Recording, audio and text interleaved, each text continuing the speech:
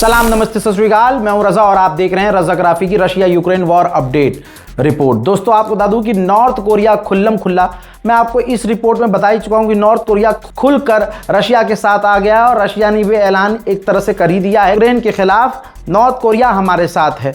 मेरे दोस्तों, यहां तक बात तो ठीक थी, यूक्रेन इसी में ही बर्दाश्त नहीं कर पा रहा था चीज़ों को कि भाई नॉर्थ कोरिया की फौज जो है रूस के साथ लड़ रही है हमारे खिलाफ।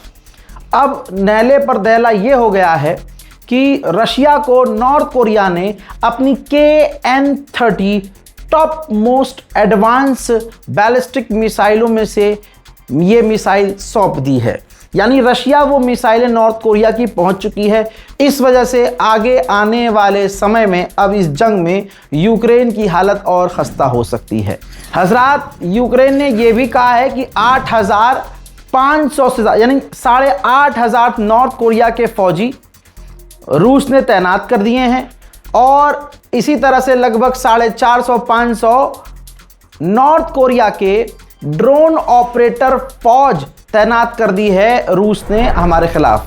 भाई, रशिया ने एक खौफनाक काम किया है, यूक्रेन के शॉपिंग मॉल पर हमला किया है। ये उस हमले का वीडियो है। शॉपिंग मॉल में मिलिट्री तो होती नहीं है, तो पहले शॉपिंग मॉल पर एक ड्रोन जाकर टकराया। कुछ समय बाद पीछे से रूस का दूसरा ड्रोन आया और यूक्रेन के उसी मॉल पर जाकर हिट हो गया, जिसमें 15 यूक्रेन के आम बेचारे मासूम लोग मारे गए और 115 यूक्रेनियन बुरी तरह से घायल हो गए। हजरात, रूसी कार्टून है, बहुत फेमस है। इंडिया में तो हर घर में, जिस घर में बच्चे हैं, ये देखा जाता है।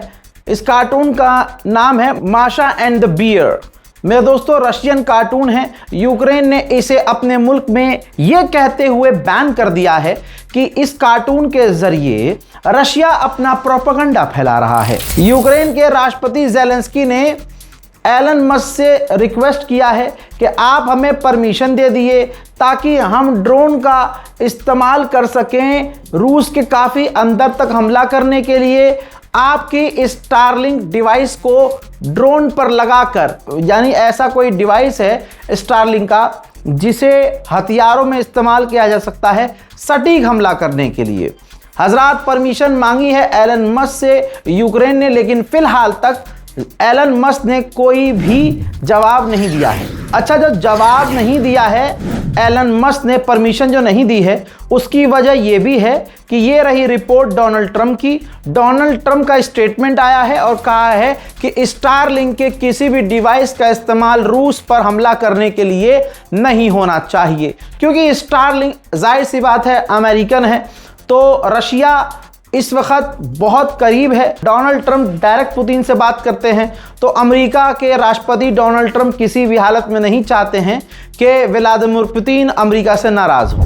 रशिया का एक इलाका है, शहर है पर्म नाम से। उस पर्म के अंदर रूस की एक ऑयल रिफाइनरी थी जो जैसे तैसे काम कर रही थी। यूक्रेन ने सीधा उस ऑयल रिफाइनरी को उड़ा दिया है। ऑयल रिफाइनरी जल चुकी है, बंद हो चुकी है।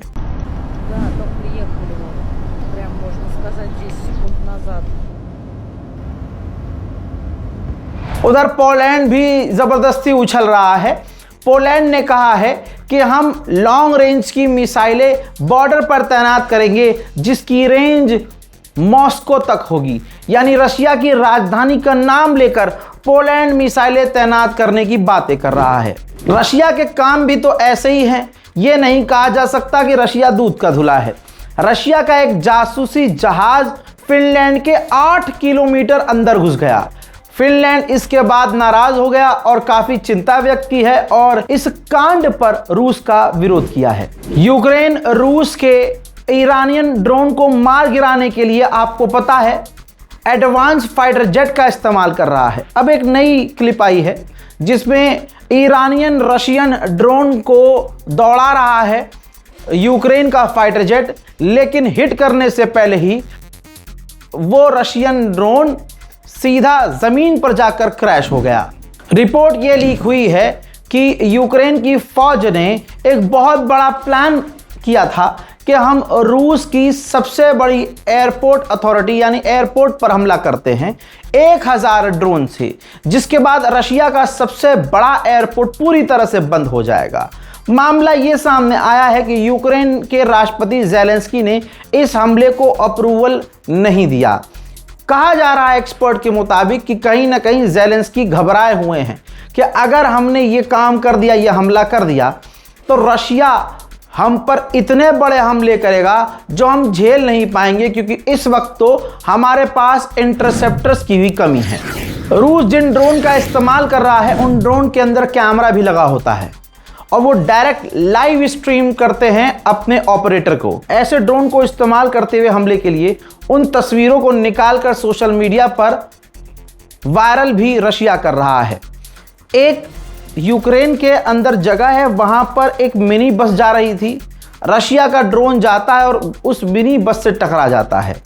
अब उसी ड्रोन से रिकॉर्ड हुआ वो फुटेज आपके सामने रख रहा हूं। भाई साहब, 10 साल बाद ऐसा हुआ है कि पहली बार रशिया के एयरक्राफ्ट कैरियर और युद्धपोत मेडिटेरियन सी से निकल चुके हैं और वो अपने ही इलाकों में आसपास अपने टैंकरों को बचाने के लिए तैनात हैं। जहां जहां रूस के एयरक्राफ्ट कैरियर और युद्धपोत इंटरनेशनल वाटर में तैनात हुआ करते थे, 10 साल बाद वो वहां से निकलकर अपने ही देश के करीब समुद्री इलाकों में तैनात हैं। उधर जर्मनी भी पूरी तरह से अमेरिका को खुश करने की चाहत में रहता है और रशिया से चिढ़ता है। जर्मनी ने आधिकारिक बयान दिया है कि हमें हमारे ही जंगलों से कुछ रशियन हथियार मिले हैं, जिसकी जांच हमने शुरू कर दी है। फिलहाल रशिया ने इस पर कोई बयान नहीं दिया है। यूक्रेन को फौज की कमी है, तभी तो जबरदस्ती यूक्रेन की फौज आम लोगों को, नौजवानों को, बच्चों को किडनैप करके लेके जाती है। अब जो खबर आई है ये ज्यादा परेशान करने वाली है यूक्रेन के आम लोगों को। ये हैं यूक्रेन के पूर्व डिफेंस मिनिस्टर। इन्होंने एक न्यूज़ चैनल पर कहा है कि आज की तारीख में जेंडर इक्वालिटी का मतलब यह है कि महिलाओं को भी फौज में शामिल होना पड़ेगा, तभी हमारे मर्द हजरात जंग में फ्रंट लाइन पर जाएंगे और उनकी जगह महिलाएं तैनात होंगी, क्योंकि हमें फौज की ज़रूरत है। तो अगर जेंडर इक्वालिटी को आप मानते हैं तो इजराइल की तरह जो इजरायली महिला हैं वो भी फौज में भर्ती होती हैं, मेल भी भर्ती होते हैं, तो हमें भी ये काम करना होगा। इससे ये होगा कि यूक्रेन की दोस्तों महिलाएं जो हैं अब खतरे में आ चुकी हैं। अब हो सकता है उन्हें भी ज़बरदस्ती किडनैप करके कुछ दिन बाद हम देखें यूक्रेन के फौजी उन्हें फौज में भर्ती करने के लिए लेकर जाएं। यूक्रेन के राष्ट्रपति ज़ेलेंस्की काफ़ी परेशान हैं। उन्होंने अपने ताज़ा बयान में कहा है कि ये जंग और महंगी हो गई है। जाहिर सी बात है, हमें हथियारों की कमी भी है, हथियार लेने भी है, सो हमें और भी पैसों की ज़रूरत है। भले ही यूक्रेन कितना भी परेशान हो, रूस पर हमला करने से पीछे नहीं है। रूस की एक और रिफाइनरी पर यूक्रेन ने हमला किया है।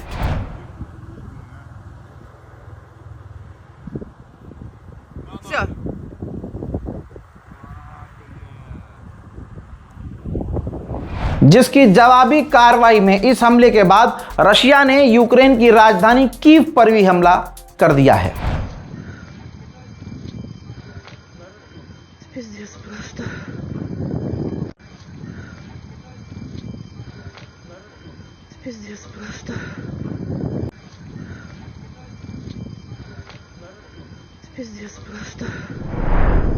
रोमानिया ने एक अननोन ड्रोन को अपने गैस प्रोजेक्ट के करीब, यानी जहां वो गैस प्रोड्यूस करता है उसके करीब डिस्ट्रॉय किया है और सीधा इल्जाम लगा दिया है कि यह ड्रोन रूस का था। पहली बार रशिया की सरकार ने माना है कि हमारे मुल्क में गैसोलीन तेजी से खत्म हो रही है। यूक्रेन ने अपने आधिकारिक बयान में बताया है कि अब तक हमने रशिया के 2,40,000 फौजियों को कत्ल कर दिया है। वही अभी थोड़ी देर पहले जो जिक्र किया था, ये यूक्रेन की तस्वीर है। भाई, घरों के अंदर से जबरदस्ती यूक्रेन के फौजी यूक्रेन के आम नौजवानों को, यहां तक कि 18 से ऊपर जो बच्चे हैं उन्हें भी जबरदस्ती किडनैप करके फौज में भर्ती करने के लिए लेके जा रही है। रशिया के भी हमले कुछ छोटे नहीं हैं। यूक्रेन की राजधानी है कीव। कीव में यूक्रेन का जो ऑयल डिपो था काफी बड़ा, रूस ने मिसाइल हमला करके सब कुछ तहस नहस कर दिया है।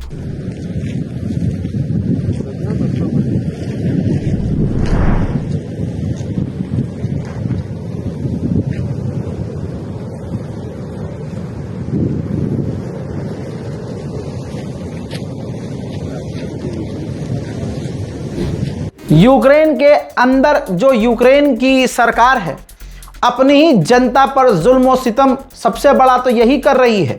जैसे इस वीडियो में देखिए, चुपके से ये वीडियो बनाया गया है, वीडियो लीक हो गया है, जिसमें एक औरत यूक्रेन के फौजियों के सामने घुटने पर बैठी हुई है और कह रही है कि मेरे पति को जबरदस्ती फौज में भर्ती करने के लिए मत लेकर जाओ, मैं भीख मांगती हूं। रूस के राष्ट्रपति व्लादिमीर पुतिन ने सर्वदलीय जो है मीटिंग की और उस मीटिंग में टेबल पर उन्होंने बड़ी बात कह दी है।